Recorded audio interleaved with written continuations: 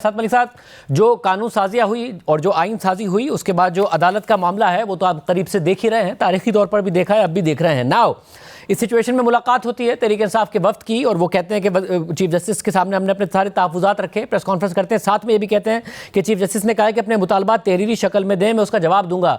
आपको लगता है जवाब के अलावा कोई रिलीफ मिल सकता है अदालती निज़ाम से? कोई ऐसा डायनामिक्स आपको नज़र आ रहे हैं अदालती निज़ाम के इस वक्त? देखें शाहजेब, 26वीं तरमीम के बाद सूरत हाल तब्दील हो चुकी है अदलिया में।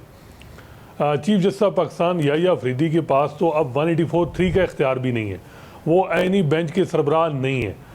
अब 184(3) पब्लिक इंटरेस्ट जो जुरिडिक्शन है वो आईनी बेंच करेगा, जिसकी सरबराह जो है वो अमीनुद्दीन खान साहब हैं और उस कमेटी में अमीनुद्दीन खान साहब हेड कर रहे हैं जो आईनी बेंच की है।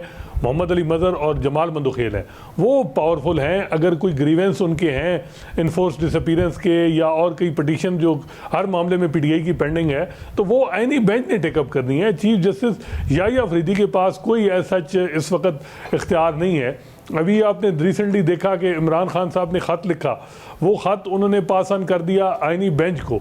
आईनी बेंच उस पर डिसाइड करेगा कि क्या 184(3) का मामला ये हम टेकअप कर सकते हैं, पटिशन रिक्वायर है, क्योंकि सो मोटो का इख्तियार भी अब ख़त्म हो गया है सुप्रीम कोर्ट से।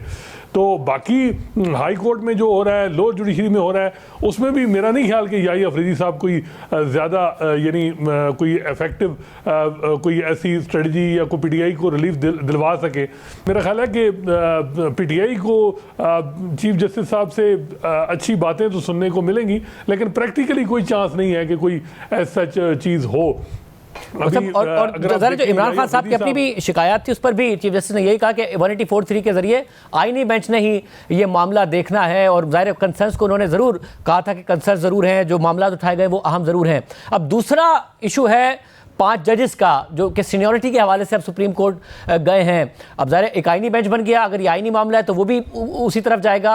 इस्लामाबाद हाई कोर्ट बहुत अहम है खुद तहरीक इंसाफ के अपने केसेस के लिए, और जबकि सलमान अकबर राजा साहब ने कोई बहुत ज़्यादा उम्मीद का नहीं इजहार किया है कि जो सीनियरिटी का मसला है या नए ओथ का जो मसला है, अगर कुछ नए जजेस आए हैं उसमें कोई रिलीफ मिलेगा। आपको लग रहा है यहाँ कुछ हो सकता है? एक बात मैं शाहजेब ऐड कर दूं कि सुप्रीम जुडिशल काउंसिल के चेयरमैन जो हैं वो चीफ जस्टिस याहिया अफरीदी हैं, वहाँ उनके पास इख्तियार है।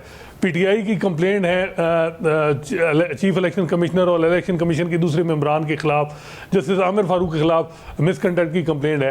क्या पीटीआई ने उस हवाले से बात की है कि वो टेकअप की जाए? मेरा ख्याल है कि कोई इलामिया में ऐसी कोई चीज़ नहीं आई, वो चीज़ थी उनके इख्तियार में।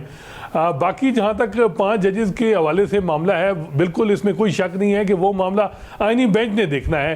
याहिया अफरीदी साहब तो पेशावर हाई कोर्ट में वो नंबर 2 जज को सुप्रीम कोर्ट लाना चाह रहे थे, वो भी नहीं ला सके। और इसी तरह इस्लामाबाद हाई कोर्ट की सीनियरिटी में उनका जो पॉइंट ऑफ व्यू है कि सीनियरिटी के हवाले से डोगर साहब की जो सीनियरिटी दी गई है वो नहीं बनती, वो उन्होंने खुल के बात की। लेकिन एग्जेक्टिव इतनी डोमिनेट है कि वो एक्टिंग चीफ जस्टिस भी हैं और आमिर फारूक साहब ने उनको यानी बना दिया है, तो सीनियरिटी में सीनियर पुलिस जज। तो मेरा ख्याल है कि 5 जजेस का जो मामला है वो आईनी बेंच के सामने अब जब आएगा तो उसमें जो लैंग्वेज है आर्टिकल 200 की, वो तो बड़ी क्लियर है कि जी ट्रांसफ़र हो सकती है। अब ट्रांसफ़र क्यों की गई, क्यों सरफराज डोगर साहब को ही चुना गया, जो मेलाफाइड का आंसर है वो देखा जा सकता है, लेकिन पटिशन में सच बात नहीं हुई। लीगल ग्राउंड पे 50-50 पोजीशन है, गो के आरा तकसीम है। कुछ लोग कहते हैं कि जी जो टेक्स्ट है वो बड़ा क्लियर है कि ट्रांसफ़र हो सकती है। इंडिया को देखें तो वहाँ ट्रांसफ़र के साथ सीनियरिटी वही मिलती है जो हाई कोर्ट के जज की पहले होती है।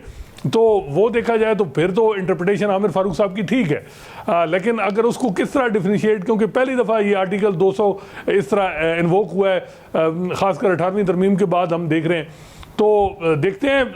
और मुझे सर ये भी बताएगा कि ज़रा पिछले 14-15 साल में क्या कुछ नहीं आपने कवर किया बतौर कोर्ट रिपोर्टर, जब एक बहुत ताकतवर अदलिया भी देखी, जब इफ्तिखार चौधरी साहब थे, उसके बाद उसकी कुछ ना कुछ कंटिन्यूटी भी हुई, फिर अदलिया का गठजोड़ इस्टेब्लिशमेंट के साथ भी देखा गया, और फिर अब ये एक निज़ाम है जिसमें हमें नज़र आ रहा है कि आइन और कानून बनाकर किस तरीके से अदलिया को मुकम्मल तौर पर कहा जा सकता है कि कमज़ोर कर दिया गया है। आपके ख्याल में ये जो इस वक्त निज़ाम है ये पहली दफ़ा देख रहे हैं जो जिसमें बाकायदा पार्लियामेंट के ज़रिए एक कंट्रोल आया है?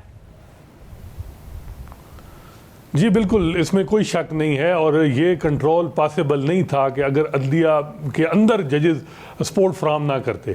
26वीं तरमीम में जैसा कि आपने देखा कि सुप्रीम कोर्ट ने 63A का फैसला जिस टाइम किया उसके बाद सूरत हाल चेंज हुई। इस तरह अगर आप देखें जो लॉ मेकर 3 डी सीट हुई है PTI के और 3 नून लीग को सीटें मिली वो आपके सामने है। रिजर्व सीट के केस में आपने देखा कि अदलिया तकसीम थी, तो अदलिया के अंदर जो इस वक्त सूरत हाल है उसकी वजह से एग्जेक्टिव और पार्लियामेंट स्ट्रांग हुई है और खासकर एग्जेक्टिव स्ट्रांग हुई है। पार्लियामेंट का नाम इस्तेमाल हो रहा है लेकिन एग्जेक्टिव कुछ ना कर पाती अगर सपोर्ट अंदर से ना होती। अगर ये आईनी बेंच इस वक्त केस जो बना है 7-8 जजेस जो इस वक्त सुप्रीम कोर्ट में बैठे हैं, इनको किसी ने नहीं रोका कि अगर 26वीं आईनी तरमीम का केस जो है जल्दी डिसाइड कर देते।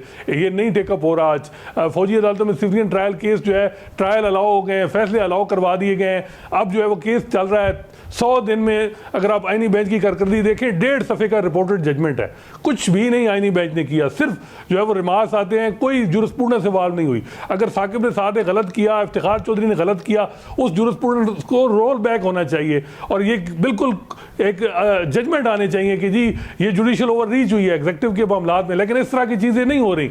तो मेरा ख्याल है कि इस वक्त आइडियल सिचुएशन है एग्जेक्टिव की। इतनी मिसाली तलक़ात और इतना डोमिनेंट रोल मैंने एग्जेक्टिव का अदलिया पे गुज़श्ता 15 साल में नहीं देखा।